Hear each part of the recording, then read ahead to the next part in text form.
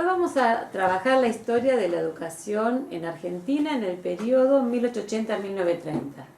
¿Se acuerdan que nuestra periodización, o sea, la manera en que parcelábamos la historia que vamos a contar, estaba organizada con un criterio macropolítico? Tal como lo explicamos en la clase que hablamos del texto de Narodowski, nuestra periodización sigue una periodización macropolítica que parcela o marca el inicio y la finalización de los periodos históricos por hechos, eventos, sucesos que tuvieron lugar a nivel de la política nacional. Entonces, este periodo que vamos a trabajar hoy, 1880-1930, inicia, en el año 1880, que no podríamos decir que hay un hito, un evento macropolítico, pero sí es el momento en que se pone en marcha el proyecto de la Argentina moderna, el proyecto que idearon intelectuales de la década del 30, exilados en su lucha contra Rosas, ilustrados y positivistas que pensaron la manera en organizar la nación e insertarla en el mundo como una nación moderna y además en la división internacional del trabajo. Ese es el punto de inicio. El proyecto de este grupo empieza en 1880, cuando está ya saldada la lucha interna, la lucha entre unitarios y federales, entre Buenos Aires y el interior, por decidir cómo iba a ser la organización nacional. Ya tenemos sancionada la Constitución Nacional y la provincia de Buenos Aires ha decidido formar parte de la nación y ha cedido las rentas del puerto y ha logrado que la ciudad misma sea la capital de la nación. El punto de cierre de este periodo que vamos a trabajar hoy es 1930. 1930 sí constituye un hito macropolítico. Es la fecha, 6 de septiembre de 1930, del primer golpe de Estado que interrumpe 50 años de lo que podríamos llamar democracia constitucional, aunque no podemos dejar de reconocer que en el medio ha habido situaciones de fraude. ¿Qué caracteriza este periodo? ¿Por qué hablamos de Argentina moderna? Es el proyecto de un grupo, como dije antes, que intenta pensar en las maneras de que la Argentina pase de ser una sociedad tradicional, organizada por lazos de parentesco y de familia, y regida por principios religiosos o por mitos, y pase a conformarse como una sociedad moderna, con relaciones institucionalizadas y formalizadas, y guiadas por la ciencia y la razón. Es la concreción del pensamiento ilustrado que plantean que una nación puede progresar y salir adelante, un Estado nacional también, de la mano de la razón, de la mano de la ciencia y obviamente a partir de la mano de la educación. En este periodo, cuando hablamos del proyecto de la Argentina moderna, es el proyecto que piensan algunos de nuestros próceres y podemos pensar como ejemplo de dos de ellos las ideas de Alberdi y de Sarmiento. Los dos pensaban en países modernos en los que la Argentina, fuera una nación moderna y tomaban como modelo las naciones europeas o Estados Unidos, de acuerdo a las visitas y al modelo que ellos habían reconocido en sus visitas a esos países. Sin embargo, las ideas de Alberdi y de Sarmiento no coincidían exactamente. Los dos pensaban que hacía falta una población ilustrada, una población trabajadora, una población industriosa, una población civilizada. Pero tenían diferentes ideas sobre el camino para llegar hacia ellos. Alberdi pensaba que esto se iba a lograr a través de la inmigración, es decir, de traer población educada, en principio de los países que tomaban como modelo de Europa, y que esa población iba a hacer varias cosas, iba a ocupar el territorio, que era una de las cosas que había que hacer, ocuparlo y hacerlo producir, y a la vez iba a traer esas ideas y ese espíritu emprendedor que habían tenido en su país de origen y que los había llevado, que los llevaba a emigrar a una nueva tierra. Y obviamente a esa población había que educarla. Sarmiento tenía otra perspectiva, o podemos decir que era mucho más optimista en relación a la educación. Él pensaba que con la educación iba a ser una herramienta suficiente para lograr esa población tan deseada. Podemos decir que la nación argentina, la Argentina moderna, se lleva adelante con una síntesis de los dos proyectos, porque parte de lo que hace el Estado Nacional en este proceso de logro, de alcance de sus tercer y cuarto atributo, de ejercer el poder y de lograr una identidad nacional, es promover una campaña intensa de inmigración que desde Europa invitaba con pago de pasajes a familias enteras para venir a la Argentina contando y haciendo propaganda de las bondades del territorio y del país, y además, no podemos negarlo, prometiendo para todos aquellos que fueran agricultores la tierra, la propiedad de la tierra para producirla. Este periodo que vamos a trabajar hoy, de 1880 a 1930, podemos decir que se caracteriza porque el Estado es conservador desde el punto de vista político y liberal desde el punto de vista económico, ¿sí? ¿Qué quiere decir esto? ¿Por qué decimos que es conservador desde el punto de vista político? Bueno, en principio, porque quienes gobiernan, los partidos políticos que participan en las elecciones y por lo tanto presentan candidatos a presidente, vicepresidente y a las dos cámaras, son dos fracciones de la misma clase social, de la élite, de la oligarquía terrateniente. Uno podría decir que son dos fracciones del Partido Autonomista Nacional, el Partido Autonomista mismo y una versión más moderna o más modernizada que pensaba en algunas acciones en la esfera de lo educativo y de lo social para lograr la paz y la integración. ¿Y por qué decimos que es una democracia restringida? Porque este grupo que detenta el poder gana las elecciones en competencia con fracciones del mismo grupo, algunas veces gana las elecciones con fraude, no pocas veces, y además porque es poca la población, el resto de la población, el resto de las clases sociales que participan en la política. ¿Por qué es así? Primero por el voto. ¿Cómo era el voto? El voto era voluntario, era público, bueno, y masculino. ¿Qué quiere decir esto? Bueno, en principio votaban los hombres que querían, esto quiere decir que por eso era voluntario, y además era público, o sea que se expresaba la elección, la afinidad política a viva voz. Esto hacía que, bueno, por ejemplo, no todos se animaran a votar en blanco o en contra del candidato por ahí del patrón o del candidato de mayor poder político, por lo tanto más de uno no iba a votar, y además porque como los partidos políticos que se presentaban a candidaturas representaban a la misma clase social, a la élite, solo llevaban adelante en la agenda política leyes o decisiones que respondían a los intereses y a las necesidades de esta élite. Esto quiere decir que las otras clases sociales, la clase media, los inmigrantes que abonaban la clase media y la clase trabajadora, no encontraban sentido en ir a votar en las elecciones. ¿Por qué? Porque ganara el candidato que ganara, ninguno representaba sus intereses, ninguno tomaba como causa las cuestiones sociales que los afectaban. Es importante también decir que los inmigrantes además no votaban porque no eran ciudadanos, ¿no? Su condición de inmigrantes no le permitía votar, salvo que se nacionalizasen. Pero los inmigrantes decidían no hacerlo. ¿Por qué decidían no hacerlo? Bueno, uno de los motivos era porque no encontraban sentido al hecho de votar, porque no tenían un candidato que los represente. El otro motivo, o los otros dos motivos por los cuales no votaban, el segundo era porque por ser inmigrantes estaban apoyados y eran parte de sus comunidades nacionales de origen. La Sociedad de Socorros Mutuos, la Sociedad Española, la Sociedad Italiana. Entonces eran las asociaciones comunitarias en las cuales ellos recibían apoyo y se sentían contenidos. En ese momento no había doble nacionalidad, por lo tanto asumir la nacionalidad argentina significaba perder la nacionalidad de origen y también perder esa idea de volver alguna vez con mejores condiciones de las que se había ido a su patria natal.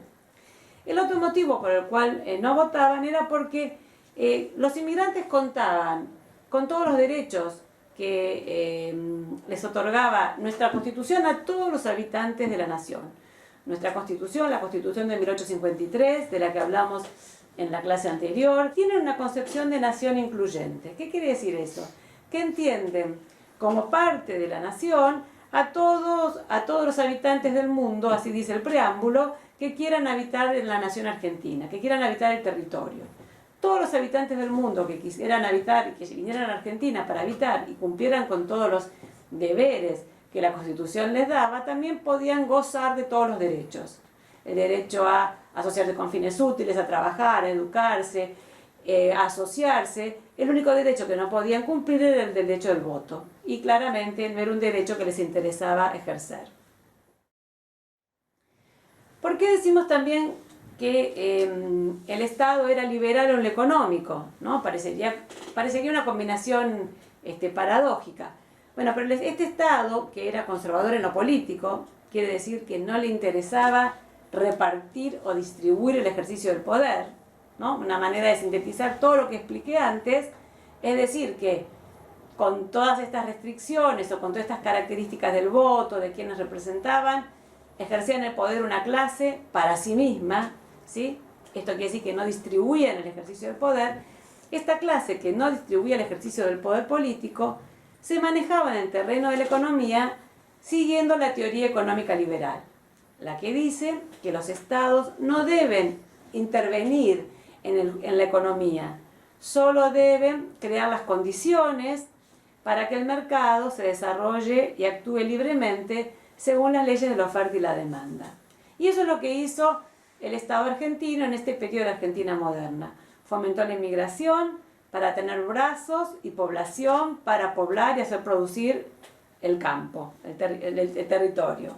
También importó ferrocarriles y tendió redes ferroviarias que llevaron las producciones de cada región productora del país hacia el puerto de Buenos Aires.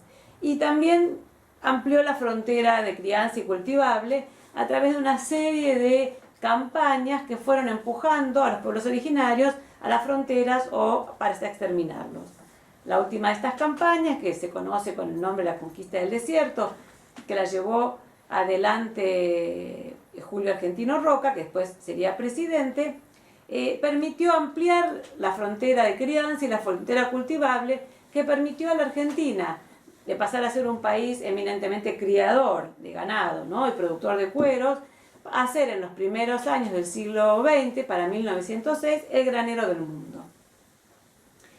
¿Qué otra cosa hizo en esta lógica liberal de regular la economía? Bueno, sancionó el Código Civil, el Código de Comercio, creó un Banco Central, es decir, una serie de herramientas legales y financieras para que con ese marco el mercado agroexportador funcionara libremente, de acuerdo al juego de la oferta y la demanda. Y lamentablemente para los inmigrantes que creían venir para recibir una parcela de tierra para cultivarla, esta ampliación de la frontera, estos nuevos territorios que se anexaron, ya tenían dueño al momento de ser anexados. Habían dejado de ser los pueblos originarios y pasaron a ser aquellos que habían financiado con sus empréstitos, ¿no? Aquellos grandes terratenientes de La Pampa que habían financiado con sus préstamos al Estado, con sus empréstitos, ese es el nombre del tipo de préstamo, habían financiado la campaña, la conquista del desierto, y el otro resto de las tierras la dio el Estado en premio a los militares que llevaron adelante la campaña del desierto. Entonces, ya estamos de alguna manera con la descripción del periodo. Es el periodo, entonces, el periodo de desarrollo de la Argentina moderna, y que a su vez es posible subdividir en dos subperiodos, ¿no? El primero va de 1880 a 1916. Este primer subperiodo, los historiadores lo denominan de democracia restringida. Es decir, estamos en una etapa de gobierno conservador y a su vez de democracia restringida. Y las características de por qué democracia restringida son las mismas que describí, que planteé recién, al plantear por qué hablábamos de un gobierno conservador en lo político. Son pocos los que participan en el juego político y son pocos los interesados en participar, es decir, de ejercer el derecho al voto, y pocos los que lo pueden hacer. Además, este Estado, poco tiempo después de haber de haber recibido un flujo importante de inmigrantes, empieza a preocuparse por el tipo de inmigración, por identificar que no es la inmigración esperada, la inmigración de los países del norte, y a su vez por reconocer que entre los inmigrantes que llegaban una buena cantidad de obreros, ¿no?, con ideas anarquistas y socialistas. Entonces, en el año 1902, el gobierno sanciona la ley de residencias que le permite empezar a recortar esta idea de nación incluyente y empezar a poder ejercer el derecho de alguna manera de restricción de quienes entraban al país, o al menos de poder expulsar a quienes alteraban el orden social.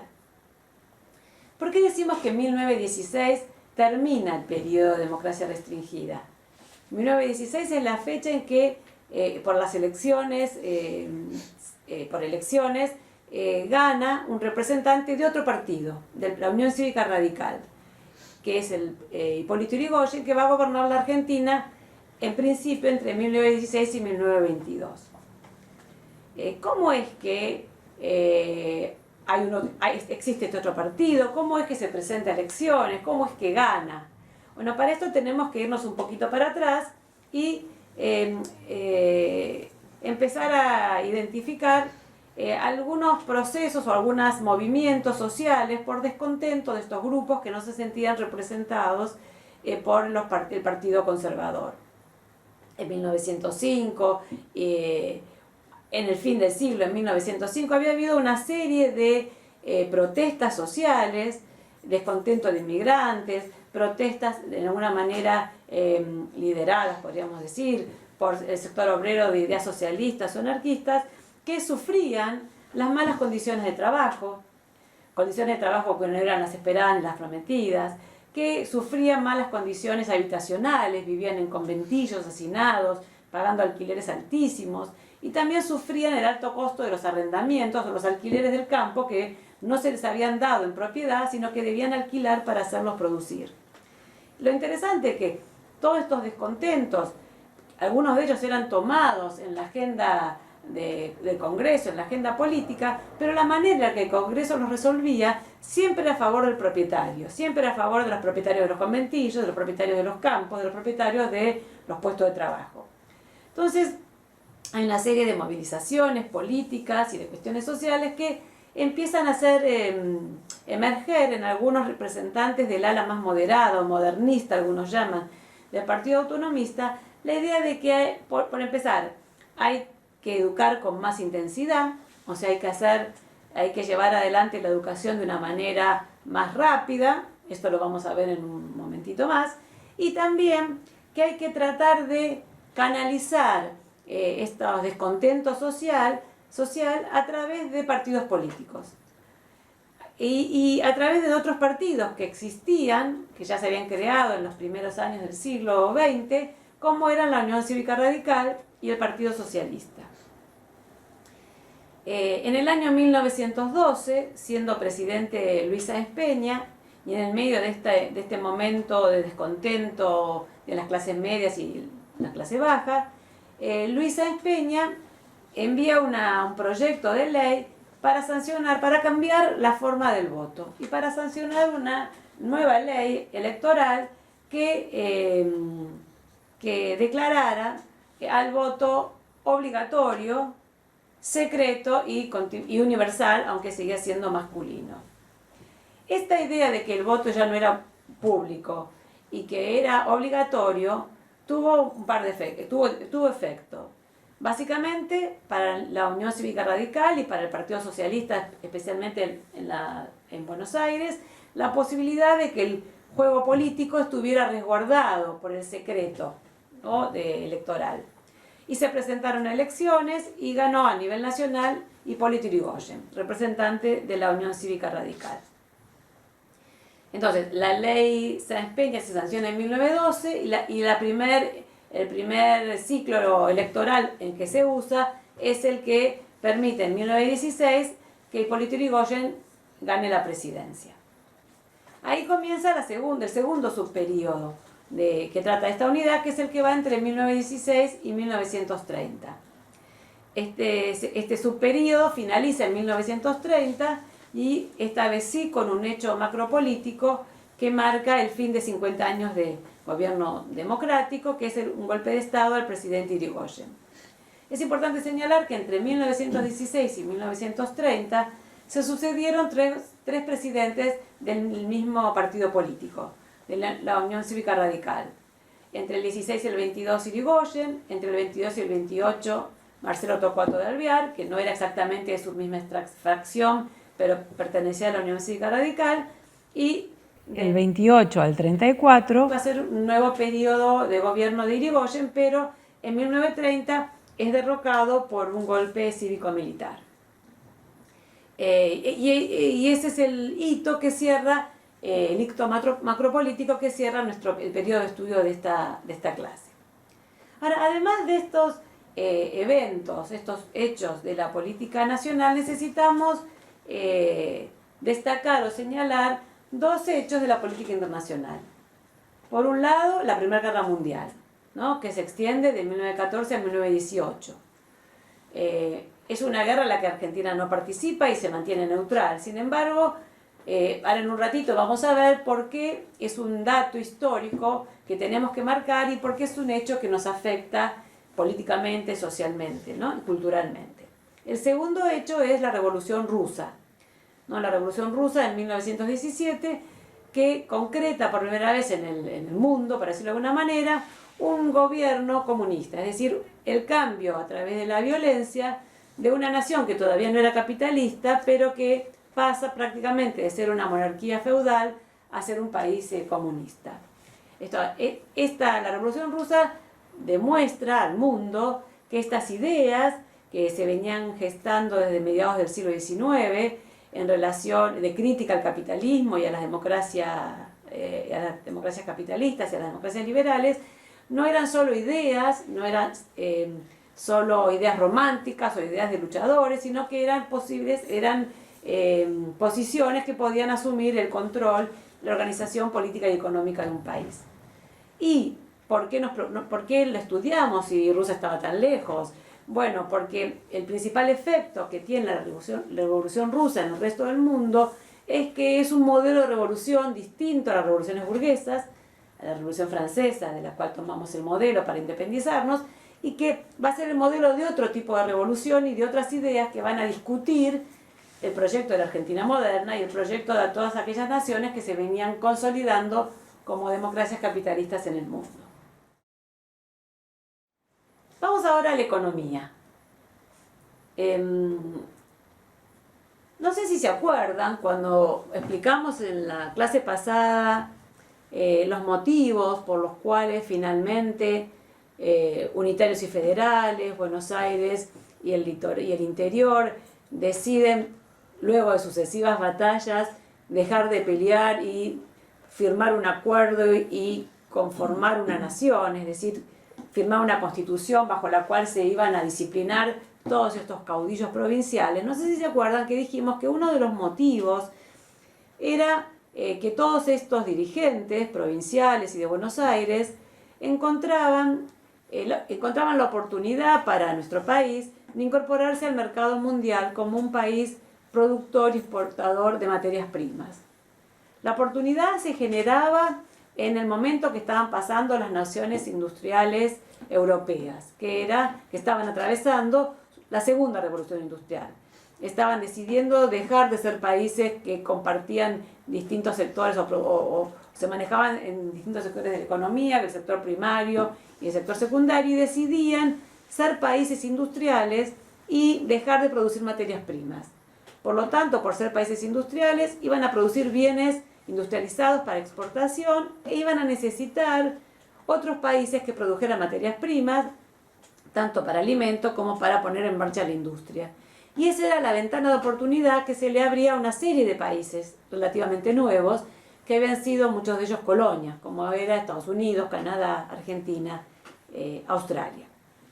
Entonces, ¿por qué retomo este tema? La oportunidad de unificarse detrás de un proyecto económico, que era el proyecto de insertar a la Argentina en el mercado mundial. Porque la consecuencia de esta decisión es que Argentina se establece y se presenta al mundo como un país productor agropecuario y agroexportador, es decir, y con un tipo particular de modelo que es el de agroexportación dependiente. ¿Qué quiere decir eso? Que produce bienes en el campo, para decirlo de alguna manera, ¿no? Cría, exporta carne, va a exportar cueros y también va a exportar cereales, pero lo va a exportar a aquellos países con los cuales va a comprar o a los cuales le va a comprar los productos industrializados que no se producen en el país. Este modelo de agroexportador dependiente es lo que va a limitar las posibilidades de expansión del modelo de producción agropecuaria de Argentina. No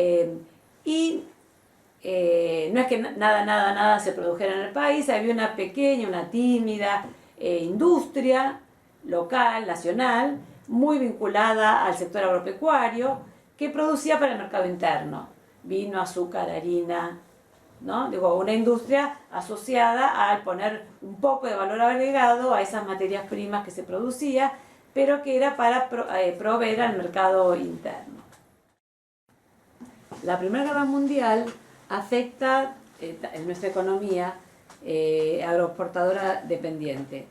¿Por qué? Porque si bien los países que estaban en guerra seguían necesitando, por ejemplo, las materias primas alimentarias, no seguían necesitando las materias primas para la producción textil. Y por lo tanto nuestro país vio limitada su posibilidad de exportar a la capacidad de importar y de exportar a su vez de los países que estaban en guerra, que tenían a sus hombres no en las fábricas, manufacturando, poniéndole valor agregado a la materia prima que llegaba de, entre otras cosas, Argentina, sino que tenía a sus hombres alistados en los ejércitos en la Primera Guerra Mundial. Entonces, aunque Argentina se mantiene neutral y no participa de esa guerra, se ve afectada por ser una economía, primero por estar inserta en la economía mundial, pero por ser una economía exportadora dependiente, se ve afectada por este hecho político de carácter internacional. Y otra cosa que es interesante, también nos afecta la Primera Guerra Mundial por la base de nuestra población, por la inmigración que poblaba nuestro territorio. Casi podríamos decir que cada uno de los inmigrantes que vivía en la Argentina tenía algún pariente, algún familiar, algún amigo que estaba viviendo en su país de origen y estaba participando en los ejércitos en la Primera Guerra Mundial. Un ejemplo específico de nuestro campo de estudio, en el campo de la educación física y el deporte, de este periodo y de este momento, lo pudimos ver en una tesis que hizo la profesora Andrea Feijín, una de las profesoras de los prácticos. Ella trabajó la historia de la llegada y el desarrollo del hockey sobre césped en la Argentina y encontró, usando como fuente un diario inglés que se llama The Standard, un diario de la comunidad inglesa en Argentina, que se llamaba el The Standard, que los partidos de hockey se suspendieron durante la primera contienda mundial porque eran partidos jugados por equipos de la comunidad inglesa en la Argentina, y muchos de los miembros de la comunidad inglesa, muchos hombres de la comunidad inglesa, habían vuelto a Inglaterra a pelear en defensa del rey Jorge. Entonces los equipos de hockey no podían conformarse. Y en sus fuentes, en el diario, ya ve cómo paulatinamente, después del fin de la Primera Guerra Mundial, vuelve a comenzar a jugarse el hockey sobre césped en la comunidad inglesa en la Argentina, porque vuelven a poder conformarse los equipos, ¿no? Esto es un poco cómo afectó esta guerra en otros ámbitos de la vida social.